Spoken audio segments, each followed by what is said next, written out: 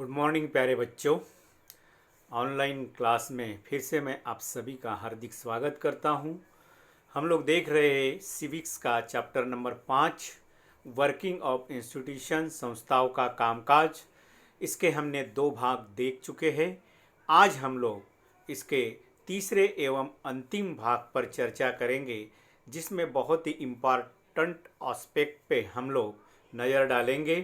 प्यारे बच्चों, हम लोगों ने इसके पहले संसद के बारे में जानकारी हासिल की थी। आज हम लोग राजनीतिक कार्यपालिका, प्रधानमंत्री और मंत्रिपरिषद, राष्ट्रपति और न्यायपालिका, इन प्रमुख संस्थाओं के बारे में हम लोग जानकारी हासिल करेंगे, जो इस चैप्टर का मुख्य अंग है। तो सर्वप्रथम हम लोग राजनीतिक कार्यपालिका, पॉलिटिकल एग्जीक्यूटिव से शुरुआत करते हैं। प्यारे बच्चों, हमने इसके पहले जो उदाहरण देखा था मंडल आयोग, इस मंडल आयोग के सिफारिशों का सरकार का जो आदेश देखा था, जिसे सरकार ने फैसला लेकर बनाया था, परंतु आदेश पर वरिष्ठ अधिकारी के हस्ताक्षर थे। आमतौर पर सरकार एवं अधिकारियों को हम कार्यपालिका कहते हैं। सामान्यतः कि जो फैसला लेते हैं यानी कि कार्यपालिका यानी कि सरकार यानी कि मंत्रिपरिषद, और दूसरी तरफ जो अधिकारी जिसको इम्प्लीमेंट करते हैं, तो उन सबसे मिलकर बनती है कार्यपालिका। और इस कार्यपालिका को मुख्यतः 2 प्रकारों में विभाजित किया जाता है, या 2 प्रकार की कार्यपालिका हम लोग देखते हैं। फिर से मैं बताता हूं प्यारे बच्चों, दूसरा तीसरा कुछ भी नहीं है, कि जो निर्णय लेते हैं, फैसले लेते हैं, यानी जिसे हम लोग आमतौर पे सरकार कहते हैं, और दूसरी तरफ सरकार द्वारा लिए गए निर्णयों को लोगों तक, जनता तक पहुंचाने का काम हमारे जो नौकरशाह ब्यूरोक्रेट्स करते हैं या अधिकारी वर्ग करते हैं, वो मिलकर बनती है कार्यपालिका। और इसलिए कार्यपालिका के हम लोग 2 भाग करेंगे। तो सबसे पहले हम लोग देखेंगे कार्यपालिका के 2 भाग। एक है स्थायी कार्यपालिका, जिसे हम लोग कहते हैं परमानेंट, और दूसरा है पॉलिटिकल कार्यपालिका।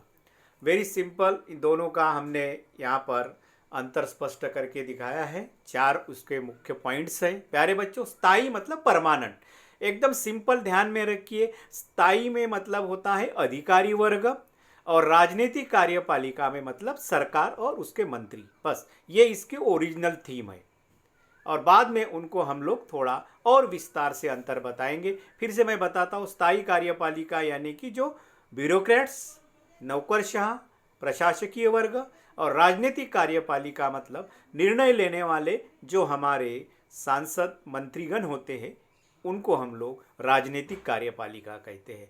तो प्यारे बच्चों, स्थायी कार्यपालिका किसे कहते हैं? तो सरकार द्वारा जिन्हें लंबे समय के लिए नियुक्त किया जाता है, उन्हें स्थायी कार्यपालिका या प्रशासनिक सेवक कहते हैं।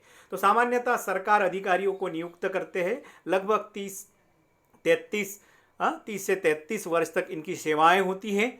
उन्हें हम लोग स्थायी कार्यपालिका कहते हैं। ये लंबे समय के लिए होते हैं, इसलिए इनको स्थायी कार्यपालिका।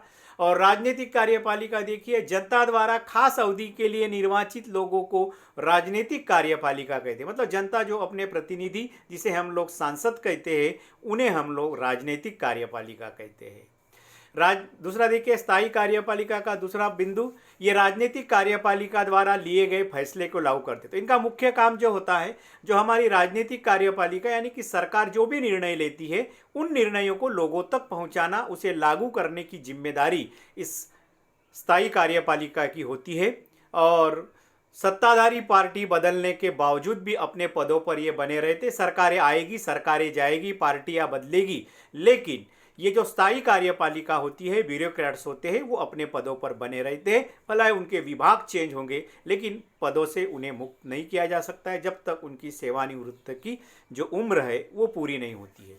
सत्ताधारी पार्टी बदलने के बावजूद अपने पदों पर बने रहते हैं। और चौथा बिंदु है, इन्हें तकनीकी ज्ञान, वैसे देखा जाए तो आमतौर पर ये अधिक शैक्षिक दृष्टि से भी बहुत ही अधिक होते हैं राजनीतिक कार्यपालिका की तुलना में। मतलब हर समय होगा ऐसी बात नहीं, लेकिन अधिकतर प्रशासकीय सेवा में जो लोग होते हैं, ये लोग शैक्षिक दृष्टि से, तकनीकी दृष्टिकोण से उन्हें अधिक ज्ञान होता है मंत्रियों की तुलना में।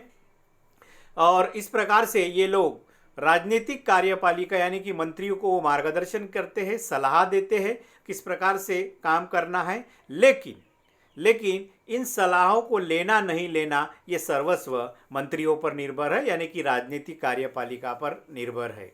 तो राजनीतिक कार्यपालिका मुख्य रूप से राजनीतिक व्यक्ति होते हैं जो बड़े फैसले लेते हैं। राजनीतिक कार्यपालिका के लोग बदलते रहते हैं। आज अगर एक पार्टी की सरकार है तो आने वाले 5 साल के बाद में हो सकता है दूसरी पार्टी की सरकार, इसलिए ये बदलते रहते हैं। अधिकारियों द्वारा किया गया मार्गदर्शन को स्वीकृत करना मंत्रियों को बंधनकारक नहीं होता है, वो उसके मर्जी पर है उसको एक्सेप्ट करना या नहीं करना। प्यारे बच्चों, यहाँ पर हमने देखा है कि एक तरफ हम कह रहे हैं कि ये जो ब्यूरोक्रेट्स होते हैं यानी कि स्थायी जो कार्यपालिका के लोग होते हैं वो अधिक शिक्षित और तकनीकी ज्ञान होता है, लेकिन मंत्रीगण अधिक शिक्षित होंगे ही ऐसा कोई आवश्यकता नहीं है। लेकिन इसके बावजूद भी सर्वस्व फैसले लेने का अधिकार उन्हीं को दिया है। इसका कारण ये है कि वो जनता से चुने हुए प्रतिनिधि है और जनता की इच्छा आकांक्षाओं की पूर्ति के लिए वो काम करते हैं, और यही हमारा लोकतंत्र है। अभी हम लोग देखेंगे प्रधानमंत्री और मंत्री परिषद। प्रधानमंत्री और मंत्री परिषद एक महत्वपूर्ण राजनीतिक संस्था है। प्रधानमंत्री की नियुक्ति किस प्रकार होती है इसके पहले भी हमने जिक्र किया था। लोकसभा में जिस राजनीतिक दल को स्पष्ट बहुमत प्राप्त होता है उस राजनीतिक दल के नेता को राष्ट्रपति प्रधानमंत्री पद पर नियुक्त करते हैं। अगर किसी भी राजनीतिक दल को स्पष्ट बहुमत नहीं है तो ऐसे समय में जो नेता लोकसभा में बहुमत सिद्ध करके दिखाएगा उसे वो प्रधानमंत्री पद पर नियुक्त करते हैं। ऐसे समय में 2 या 3 दल मिलकर वो सरकार बनाते हैं, उसे हम लोग गठबंधन सरकार कहते हैं। प्रधानमंत्री का कार्यकाल तय नहीं होता है, वैसे वो 5 साल तो उनका कार्यकाल है, लेकिन वो तब तक पद पर बने रहते हैं जब तक पार्टी या गठबंधन का नेता चाहे। अगर गठबंधन सरकार है तो सभी पार्टियां जब तक चाहे उस नेता को प्रधानमंत्री बनाए तब तक वो रहता है। हमारे भारत में आप लोगों ने देखा था वीपी सिंह की गवर्नमेंट जाने के बाद में किस प्रकार से फिर देवे गौड़ा जी, फिर इंद्र कुमार गुजराल, फिर चंद्रशेखर जी, इस प्रकार से एक ही पार्टी के कई सारे प्रधानमंत्री बन चुके थे। तो इस प्रकार से सामान्यतः कार्यकाल तो 5 साल होता है, लेकिन जब तक पार्टी चाहे उस पद पर वो टिके रहता है। अगर पार्टी ने सोचा कि इसे बदल दिया जाए तो बदल सकते हैं। जब 2 या उससे अधिक दल मिलकर सरकार का गठन होता है उस सरकार को हम लोग गठबंधन सरकार कहते हैं। जब लोकसभा में किसी को बहुमत नहीं होता है ऐसे समय में 2 या 3 पार्टियां मिलकर या उससे अधिक पार्टियां मिलकर भी, जैसे एनडीए में 19 पार्टीज थी और यूपीए में भी लगभग 14-15 पार्टियां से मनमोहन सिंह की जो 10 साल सरकार चली 2004 से 2014 तक, उसी प्रकार से चली। अटल बिहारी वाजपेयी की जो सरकार चली एनडीए की वो भी ऐसी चली है लगभग 2004 तक, तो इस 99 से। तो इस प्रकार से ये एनडीए यानी कि नेशनल डेमोक्रेटिक अलायंस और यूपीए मतलब यूनाइटेड प्रोग्रेसिव अलायंस, तो इस प्रकार से ये भारत के 2 गठबंधन प्रसिद्ध गठबंधन है केंद्र के। मंत्रियों की नियुक्ति किस प्रकार होती है? तो प्यारे बच्चों, जब राष्ट्रपति द्वारा बहुमत वाले नेता को प्रधानमंत्री पद पर नियुक्त किया जाता है, ध्यान दीजिए, राष्ट्रपति कभी भी अपने मर्जी से प्रधानमंत्री को नियुक्त नहीं करते हैं। सबसे पहले पार्टी के जो सांसद होते हैं, पार्टी के जो अध्यक्ष होते हैं, वो नेता चुनते हैं प्रधानमंत्री कौन बनेगा, फिर उस नेता को या उस व्यक्ति को राष्ट्रपति प्रधानमंत्री पद पर नियुक्त करते हैं। प्रधानमंत्री के नियुक्ति के बाद राष्ट्रपति प्रधानमंत्री की सलाह पर, स्वयं मर्जी से नहीं, प्रधानमंत्री जिसे चाहेगा वो लिस्ट राष्ट्रपति को सौंपते हैं और इस प्रकार से उन्हें फिर मंत्री पद की नियुक्ति करते हैं या उनको शपथ दिलाते हैं। मंत्री बनने के लिए वह संसद का सदस्य होना आवश्यक है। अगर मान लेते हैं वो संसद का सदस्य नहीं है तो क्या वो मंत्री बन सकता है? हाँ, वो मंत्री बन सकता है, बशर्ते, शर्त ये है कि मंत्री बनने के बाद 6 महीने के भीतर वो लोकसभा में या संसद के किसी भी लोकसभा या राज्यसभा में वो चुन के आना चाहिए। अगर नहीं आता है तो वो उसका मंत्री पद से उसे त्यागपत्र देना पड़ता है, उसका मंत्री पद चला जाएगा। महाराष्ट्र में ऐसी बात आई थी, अभी आप लोगों को पता होगा, इस लॉकडाउन के दरमियान में महाराष्ट्र के चीफ मिनिस्टर जो उद्धव जी ठाकरे हैं वो किसी भी सदन के सदस्य नहीं है, इसीलिए फिर बाद में वो चुनाव किया गया। तो इस प्रकार से अगर वो 6 महीने के भीतर अगर वो मुख्यमंत्री सांसद विधायक बन के अगर चुन के नहीं आते तो शायद उन्हें मंत्री पद से यानी कि मुख्यमंत्री पद से इस्तीफा देना पड़ सकता था, लेकिन ऐसा नहीं हुआ है। आमतौर पर केंद्रीय मंत्री परिषद में 60 से 80 मंत्री होते हैं। मंत्रियों का वर्गीकरण, मंत्रियों को 3 प्रकारों में बांटा जाता है। नंबर 1 कैबिनेट मंत्री, दूसरा स्वतंत्र भार वाले मंत्री और तीसरे जो होते हैं वो होते हैं राज्य मंत्री। वेरी सिंपल, कैबिनेट मंत्री का सिंपल मीनिंग ये होता है जो बड़े बड़े विभाग होते हैं उसके जो प्रमुख मंत्री होते हैं उन्हें कैबिनेट मंत्री का दर्जा दिया जाता है। स्वतंत्र भार वाले मतलब होता है कि कुछ विभाग जो ऐसे होते हैं, बहुत ही छोटे विभाग होते हैं, उनके स्वतंत्र कार्यभार मंत्रियों को सौंपा जाता है, उन्हें स्वतंत्र कार्यभार वाले मंत्री कहा जाता है। और तीसरे जो है राज्य मंत्री, मैंने जो कहा कैबिनेट मंत्री जो होते उन कैबिनेट मंत्रियों के विभाग जो होते बड़े होते हैं और महत्वपूर्ण होते हैं और इसीलिए उनको सहायक के रूप में एक दूसरा मंत्री दिया जाता है, उसे ही राज्य मंत्री कहते हैं। राज्य मंत्री ये कैबिनेट के मंत्री को सहायक के रूप में काम करते हैं और स्वतंत्र भार वाले मंत्री छोटे विभाग के स्वतंत्र विभाग के वो मंत्री होते। तो कैबिनेट मंत्री प्रमुख मंत्रालय के प्रभारी होते हैं। इसमें आमतौर पर सत्ताधारी दल के जो अनुभवी और वरिष्ठ नेता होते हैं उन्हें कैबिनेट मंत्री पद दिया जाता है। कैबिनेट मंत्री मंत्री परिषद के नाम पर फैसले करने के लिए बैठक करते हैं और इस तरह कैबिनेट मंत्री परिषद का शीर्ष समूह होता है, करीब 20 मंत्री होते हैं इसमें। मतलब सरकार की ओर से जो भी कोई निर्णय या फैसले लिए जाते हैं नीतिगत, उस नीतिगत फैसले और निर्णयों के जो जिम्मेदारी है वो कैबिनेट की होती है। सबसे पहले कैबिनेट मंजूरी देती है और बाद में उसको पार्लियामेंट में मंजूरी प्राप्त करते हैं और इस प्रकार से फैसले लिए जाते हैं। स्वतंत्र भार वाले मंत्री ये छोटे मंत्रालय के मंत्री होते हैं, विशेष रूप से आमंत्रित किए जाने पर ही ये कैबिनेट की बैठक में भाग लेते। तो जनरली इनको कैबिनेट की बैठक में भाग नहीं लेने देते हैं या उनको बुलाया नहीं जाता है, लेकिन अगर ज़रूरत पड़ी किसी विभाग के मंत्री की तो उस विशेष मंत्री को उसको कैबिनेट में बुलाया जा सकता है। राज्य मंत्री भी अगर ज़रूरत पड़ते हैं तो कैबिनेट के हिस्सा लेते हैं, नहीं तो उनके तो प्रमुख मंत्री वहाँ रहते ही है। अपने विभाग के कैबिनेट मंत्रियों से जुड़े होते हैं, उसकी सहायता के रूप में काम करते हैं, इसको स्टेट मिनिस्टर कहा जाता है। आमतौर पर सभी महत्वपूर्ण फैसले जो होते हैं कैबिनेट मंत्रियों द्वारा लिए जाते हैं। मंत्रियों की राय और विचार अलग हो सकते हैं, लेकिन सबको कैबिनेट के फैसले की जिम्मेदारी लेनी होती है। ध्यान दीजिए प्यारे बच्चों कि कैबिनेट की जब बैठक होती है तो हो सकता है किसी विषय पर मंत्रियों में मतभेद हो, लेकिन वो मीटिंग में ही वो मतभेद होना चाहिए। जब अगर कैबिनेट ने कोई फैसला लिया है तो इसका अर्थ यही होता है कि सभी मंत्रियों का उस फैसले को समर्थन है, ये माना जाता है। और इसीलिए अगर उसको पसंद भी नहीं है तो भी वो मंत्री बाहर आकर उसकी आलोचना या उसका विरोध नहीं कर सकता है। अगर ऐसा करता है तो उसे प्रधानमंत्री त्याग पत्र भी देने के लिए बाध्य कर सकता है और इस प्रकार से उसमें सरकार की एक प्रकार से नैतिक पराभव माना जाता है वहाँ पर, और इसीलिए सामान्यतः ऐसा नहीं होता है। तो मंत्रियों की राय और विचार अलग हो सकते हैं, लेकिन कैबिनेट की फैसले की जिम्मेदारी सबकी होती है। किसी अन्य विभाग के कोई बात उनको पसंद भी नहीं है तो भी उसके खिलाफ वो सार्वजनिक रूप से नहीं बोल सकते हैं। कोई भी मंत्री सरकार या कैबिनेट के फैसले का विरोध या आलोचना नहीं कर सकते हैं। इसे ही मंत्री पद का सामूहिक उत्तरदायित्व कहा जाता है। सामूहिक उत्तरदायित्व का सिंपल मीनिंग ये है कि कैबिनेट में जो भी फैसला या निर्णय लिया जाता है उस निर्णय को कैबिनेट के या मंत्रियों के सभी मंत्रियों का समर्थन है, उसका कोई विरोध नहीं है, कोई भी मंत्री उसको विरोध नहीं कर सकते हैं। सभी के बहुमत से, सभी के इच्छा से उस फैसले को लिया गया है, उसी को कहते हैं सामूहिक उत्तरदायित्व। अब हम देखेंगे महत्वपूर्ण हमारी एक संस्था जो है प्राइम मिनिस्टर। तो अभी हमने देखा प्राइम मिनिस्टर, तो प्रधानमंत्री के अधिकार देखेंगे। वैसे संविधान में प्रधानमंत्री और मंत्रिपरिषद के अधिकारों के बारे में बहुत ज़्यादा नहीं लिखा है या कुछ स्पष्ट नहीं किया गया है, लेकिन सरकार के प्रमुख के नाते प्रधानमंत्री को व्यापक अधिकार है। राष्ट्रपति को जो अधिकार मिलते हैं संवैधानिक दृष्टि से, वो सारे अधिकार प्रत्यक्ष रूप में प्रधानमंत्री प्राप्त करता है या उसका उपयोग करता है, और इसीलिए प्रधानमंत्री को वास्तविक प्रमुख कहा जाता है, रियल चीफ, और राष्ट्रपति को नॉमिनल चीफ, नाम मात्र प्रमुख कहा जाता है। संविधान ने सारे अधिकार राष्ट्रपति को दिए, लेकिन वो अपने मर्जी से अधिकारों का उपयोग नहीं कर सकता है, इसीलिए वो नाम मात्र प्रमुख। तो दूसरी तरफ प्रधानमंत्री को विशेष कोई अधिकार संविधान में नहीं दिए, लेकिन राष्ट्रपति को दिए गए सारे अधिकारों का वो प्रत्यक्ष रूप में उपयोग करता है, इसलिए इसको व्यापक अधिकार है। तो देखते हैं कौन कौन से अधिकार है। वैसे प्रधानमंत्री मंत्रिपरिषद का प्रमुख होता ही है। कैबिनेट की बैठकों की वो अध्यक्षता करता है। जो भी कैबिनेट मीटिंग होती है उसका जो चेयरपर्सन होते हैं वो प्रधानमंत्री होते हैं।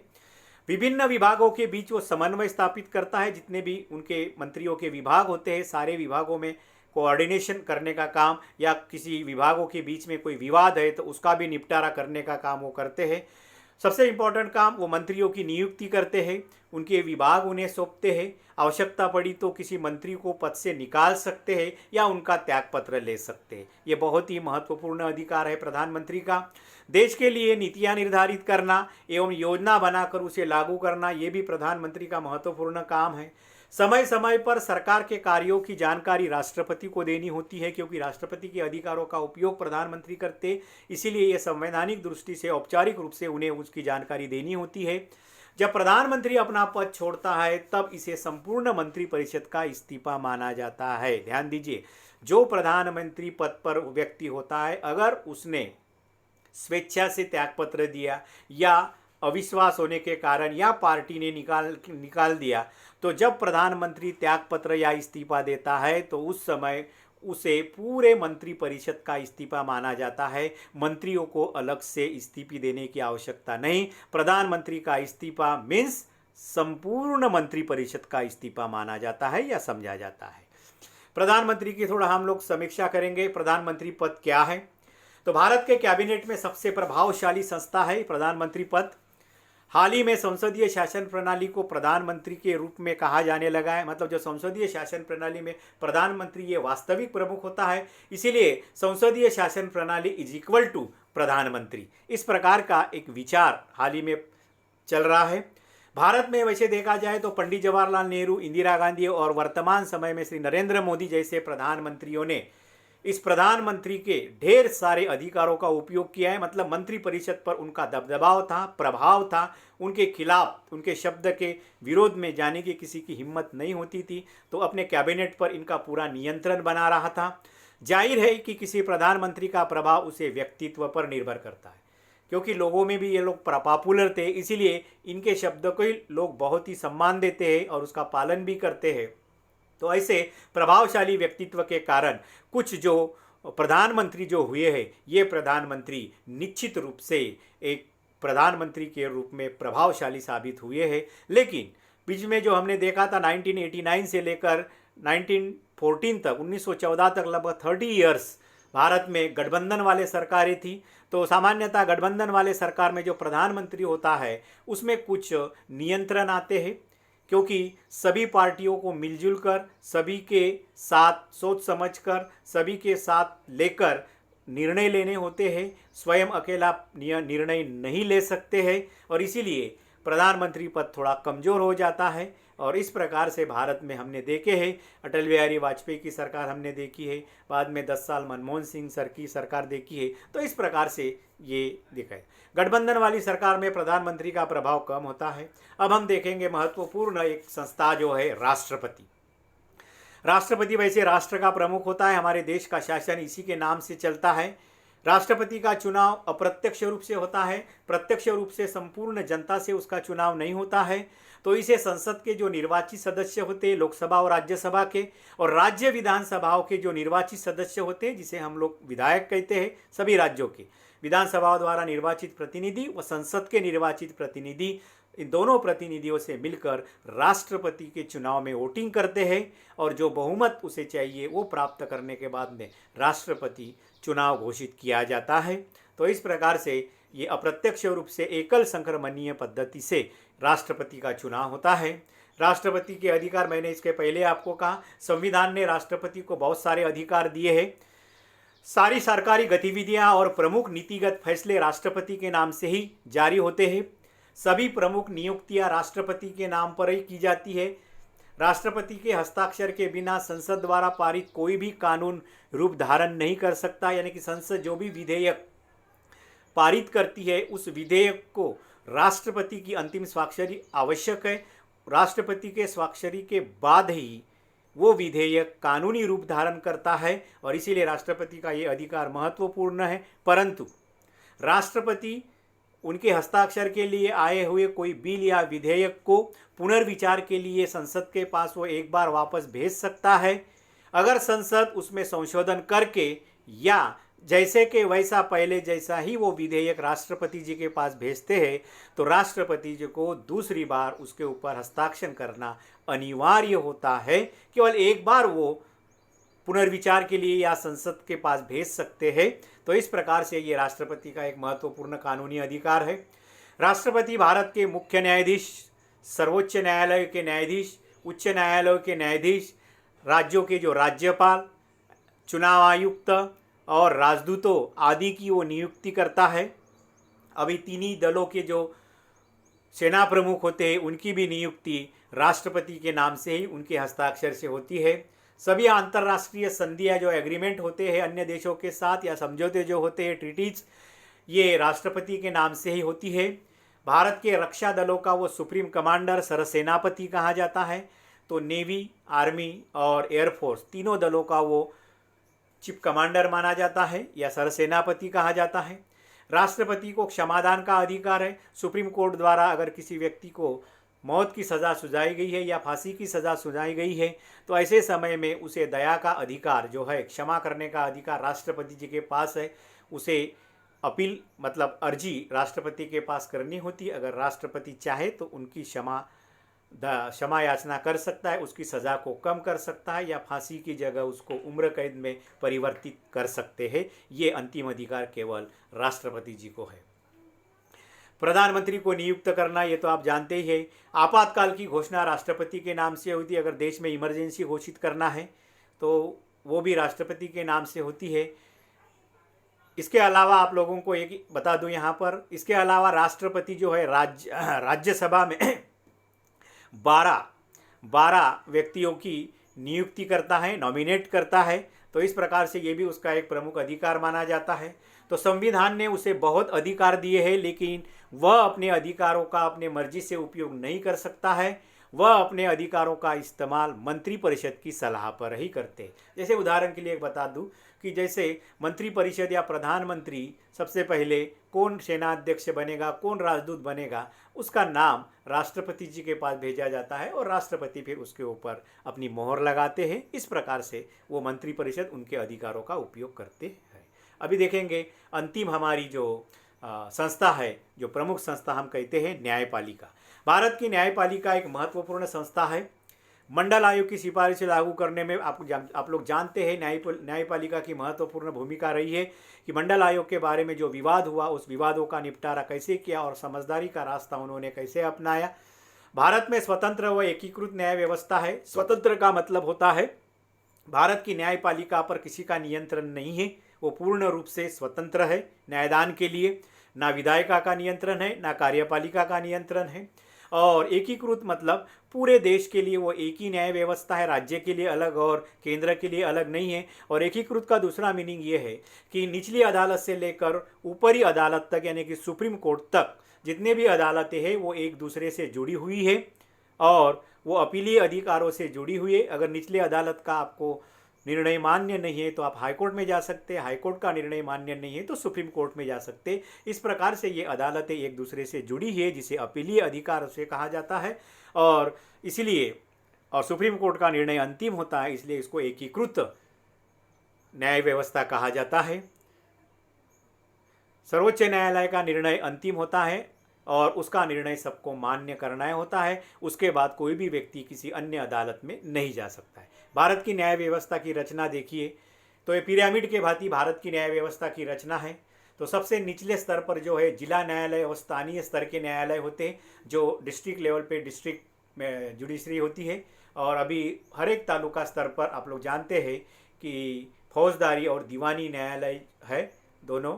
और सामान्यतः हर एक राज्य के लिए एक उच्च न्यायालय है या 2 या 3 राज्य के लिए भी एक उच्च न्यायालय है। जैसे भारत में जो महाराष्ट्र में जो मुंबई में हाईकोर्ट है तो वो गुजरात और महाराष्ट्र के लिए है। तो इस प्रकार से हाईकोर्ट 2 या उससे अधिक राज्य के लिए भी हो सकता है या केवल एक राज्य के लिए हो सकता है। लेकिन हर एक राज्य में केवल छोटे राज्य होते तो उसको किसी अन्य राज्यों के साथ जोड़ा जाता है। और अंतिम जो शीर्ष स्थान पर होता है सर्वोच्च न्यायालय। प्यारे बच्चों, इसको लिखते समय इसी क्रम से लिखना, गलती से कभी भी एक नंबर पे जिला न्यायालय या 2 नंबर पे उच्च न्यायालय ऐसा नहीं लिखना है। उसी प्रकार से पिरामिड के भांति शीर्ष स्थान पर सर्वोच्च न्यायालय ही लिखना है। सुप्रीम कोर्ट जिसे कहते हैं, हाई कोर्ट, और हमारे जो लोकल जो हमारे स्थानिक जो अदालतें हैं वो है। न्यायालय के अधिकार व कार्य, ये बहुत ही इंपॉर्टेंट प्रश्न पूछा जाता है। मुख्यतः न्यायालय के 3 प्रमुख अधिकार हम लोग देखेंगे। नंबर 1, विवादों का निपटारा करना, ये तो प्रमुख काम है न्याय व्यवस्था का। तो देश और नागरिकों के बीच के विवादों का निपटारा करते हैं, नागरिक और सरकार के बीच के विवादों का निपटारा करते हैं, 2 या उससे अधिक राज्य सरकारों के बीच के विवादों का निपटारा करते हैं, और केंद्र और राज्य सरकार के बीच के विवाद। ये 4 प्रकार के विवाद हो सकते हैं। नंबर 1, नागरिकों के बीच के विवाद। नंबर 2, नागरिक और सरकार के बीच के विवाद। नंबर 3, 2 वा उससे अधिक मतलब राज्यों के भीतर विवाद। और चौथा जो है राज्य वर्सेस सेंट्रल गवर्नमेंट, मतलब state government versus central government के बीच के विवादों का निपटारा करती है। तो ये है विवादों का निपटारा करना न्यायपालिका का पहला काम या अधिकार या कार्य। दूसरा है न्यायिक समीक्षा का अधिकार, बहुत ही इंपॉर्टेंट अधिकार। स्पेशल इसके ऊपर 3 मार्क के लिए भी आपको प्रश्न पूछा जाता है। न्यायिक समीक्षा का अधिकार मतलब क्या है? Very simple.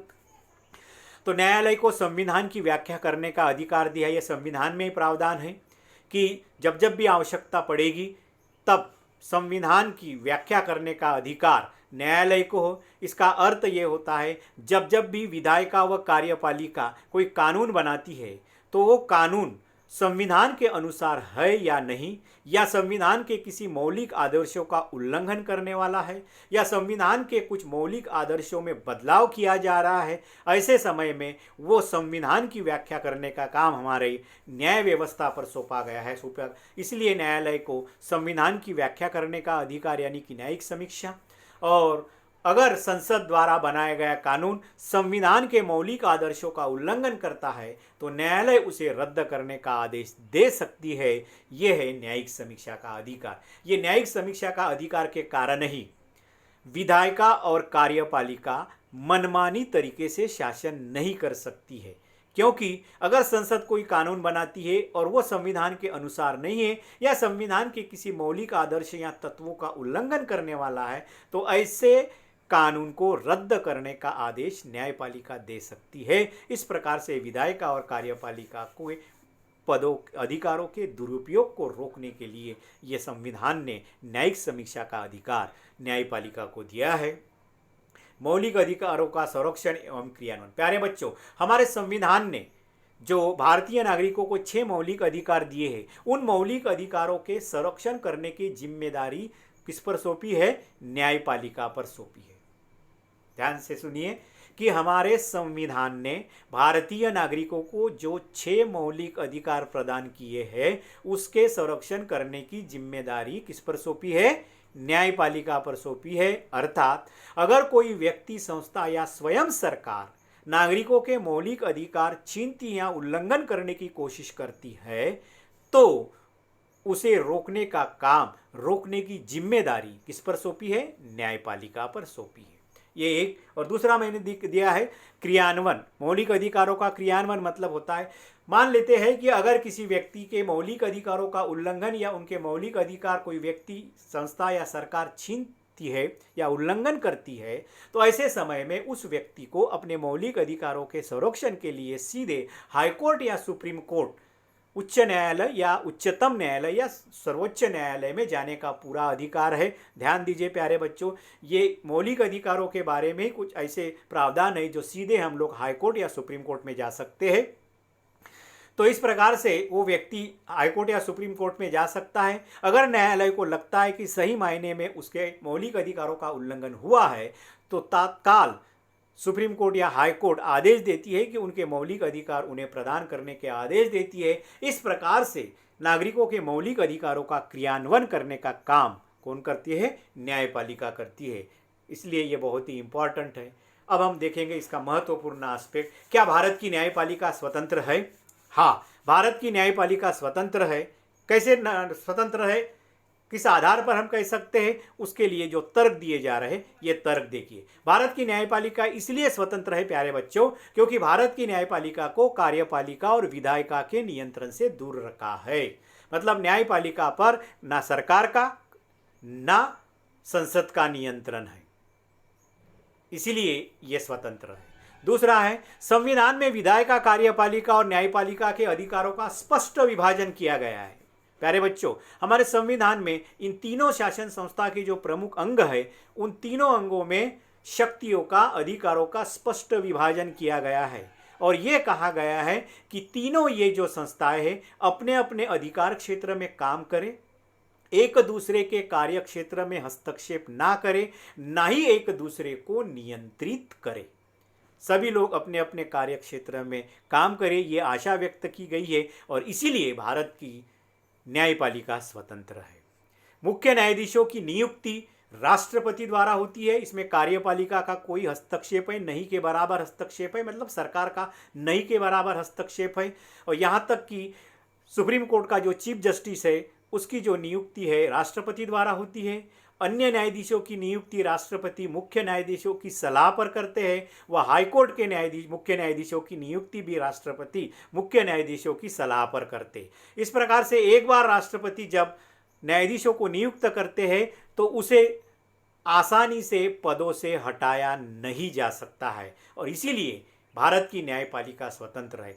जिस प्रकार से भारत के राष्ट्रपति को उनके पद से दूर करने के लिए जो महाभियोग प्रक्रिया, जो बहुत ही कठिन प्रक्रिया मानी जाती है, वही प्रक्रिया भारत के मुख्य न्यायाधीश को उनके पदों से हटाने के लिए रखी गई है। इसीलिए एक जटिल, इसलिए मुख्य न्यायाधीशों को पद से हटाना काफ़ी मुश्किल है। महाभियोग प्रक्रिया के जरिए हटाया सकता है। ये महाभियोग प्रक्रिया क्या है? Very simple. सबसे पहले संसद के किसी एक सदन में उस न्यायाधीश के खिलाफ वो आरोप लगाया जाता है कि उसे पद से हटाया जाए, उसके कारण दिए जाते हैं और फिर लगभग दोनों सदनों में 2/3 बहुमत से, सिंपल मेजॉरिटी नहीं, 2/3 बहुमत से अगर वो प्रस्ताव पारित होता है तो ही उस न्यायाधीश को पद से हटना पड़ता है। अभी तक भारत में ऐसा कोई केस नहीं है। तो इस प्रकार से ये मुख्य न्यायाधीशों को हटाने की जो प्रक्रिया है बहुत ही कठिन है। इसीलिए न्यायाधीश बड़े निडरता से, बड़े निष्पक्षता से न्यायदान करते हैं और इसीलिए भारत की न्यायपालिका क्या है? स्वतंत्र है। न्यायाधीशों के वेतन, भत्ते और अन्य सुविधाएं जो दी जाती है उसमें सरकार आसानी से कटौती नहीं करती है और इसीलिए न्यायाधीशों के मन में कोई डर या भय निर्माण नहीं होता है। और सबसे इम्पोर्टेंट जो मैंने कहा, न्यायिक समीक्षा का अधिकार, ये हमारे न्याय व्यवस्था को भारी ताकत देता है न्यायदान करने में कि अगर कार्यपालिका विधायिका का उपयोग करके, यानी कि सरकार विधायिका में कोई कानून बनाती है जो संविधान के मौलिक आदर्शों को ठेस पहुंचाने वाले हो या उसका उल्लंघन करने वाले हो या खत्म करने वाले हो या उसमें कोई परिवर्तन करने वाले हो, तो ऐसे समय में न्यायपालिका ऐसे कानून को रोक सकती है और कार्यपालिका के और विधायिका के दुरुपयोग को रोक सकती है। इसीलिए भारत की न्यायपालिका स्वतंत्र है। प्यारे बच्चों, कानून बनाने वाली संस्था हमेशा किसी भी देश में सर्वोच्च होती है, लेकिन अगर वो गलत करती है तो उसके रोकने की ताकत किसको दिया गया है? भारत में न्यायपालिका को दिया गया है। शायद ही विश्व में भारत की न्यायपालिका के जितने अधिकार और स्वतंत्रता जो दी है, शायद ही विश्व के किसी देश में दी गई होगी। अब लास्ट हम लोग देखेंगे जो इसके पहले छूट गए थे। सामान्यतः लोकसभा के चुनाव के लिए आवश्यक शर्त क्या है? सांसद बनने के लिए हमें कौन सी पात्रताएं चाहिए? नंबर 1, वो भारत का नागरिक होना चाहिए। दूसरा, उसकी उम्र 25 वर्ष या उससे अधिक होना चाहिए, मिनिमम 25 ईयर्स, मैक्सिमम कितना भी चलता है। वह आर्थिक रूप से दिवालिया और मानसिक रूप से पागल नहीं होना चाहिए। आर्थिक रूप से दिवालिया मतलब उसके पास किसी भी प्रकार की संपत्ति नहीं, चल अचल, और पूरा दिवालिया हो गया है वो। और मानसिक रूप से पागल तो आप लोग जानते ही हैं। राज्यसभा के चुनाव के लिए वही है, केवल उम्र बदलती है। वह भारत का नागरिक हो, उसकी उम्र 30 वर्ष या उससे अधिक हो, वह भारत आर्थिक रूप से दिवालिया और मानसिक रूप से पागल न हो। राष्ट्रपति के चुनाव के लिए शर्त देखिए। राष्ट्रपति का चुनाव को आवश्यक शर्त है, वह भारत का नागरिक हो, उसकी उम्र 35 वर्ष या उससे अधिक हो, और वह आर्थिक रूप से दिवालिया व मानसिक रूप से पागल न हो, और वह लोकसभा में चुन के आने में पात्र हो। मतलब वह लोकसभा में चुन के आने में पात्र हो मतलब क्या है? वेरी सिंपल, मतलब वो ऐसा व्यक्ति हो जो प्रसिद्ध पॉपुलर व्यक्ति हो, जो लोकसभा में कहीं से भी अगर वो चुनाव लड़ता है तो आसानी से वो चुन के आ सकता है। कहने का मतलब वो प्रसिद्ध और प्रभावी और प्रतिभावान व्यक्ति इस राष्ट्रपति पद पर आए, इसके लिए ये प्रावधान रखा गया है। तो यहाँ पर ये अध्याय यही समाप्त होता है प्यारे बच्चों। इसके ऊपर 4 प्रमुख प्रश्न बनते हैं जो आप लोग होमवर्क में लीजिए। राजनीतिक कार्यपालिका और स्थायी कार्यपालिका में अंतर बताना है, प्रधानमंत्री के अधिकारों का या कार्यों का वर्णन करना है, राष्ट्रपति के अधिकारों का वर्णन करना है और न्यायपालिका के अधिकारों का वर्णन करना है। तो यहाँ पर ये चैप्टर यही समाप्त करते हैं। फिर मिलेंगे हम लोग अगले दिन किसी नए चैप्टर के साथ। तब तक के लिए धन्यवाद।